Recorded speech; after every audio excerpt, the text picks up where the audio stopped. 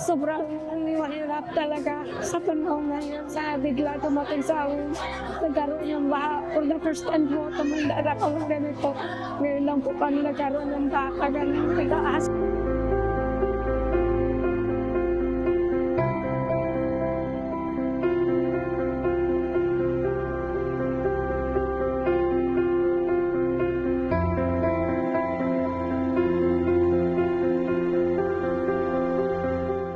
Unang-una, yung aming mga mamaya na apektuhan ay mga indigent.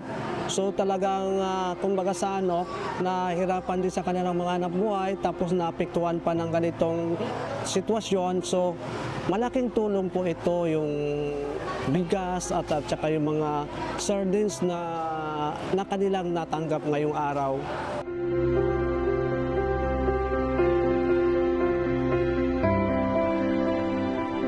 Nadaanan po kami ng malalim na tubig, nabahaan po kami, gawa ng wala kaming matirahan. Kaya diyan kami sa dinadaanan ng tubig, nagatiis po kami.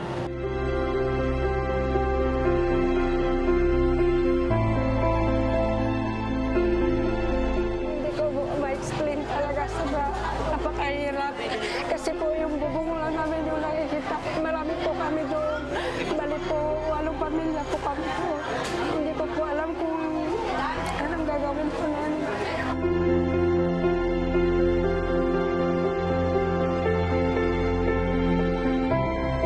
Malaking bagay po ito na may binibigay po ang gobyerno sa amin.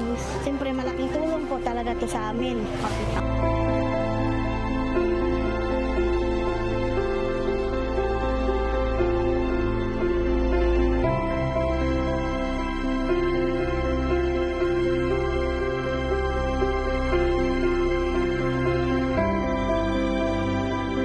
Una, ang aking pasasalamat sa ating mahal na ikalawang Pangulo na sa kanyang walang sawang suporta sa amin. Kami po ay talagang natutuwa dahil ang ginawa niyang ito ay napakalaking bagay para sa aming mamamayan ng barangay, lalo sa mga nangangailangan.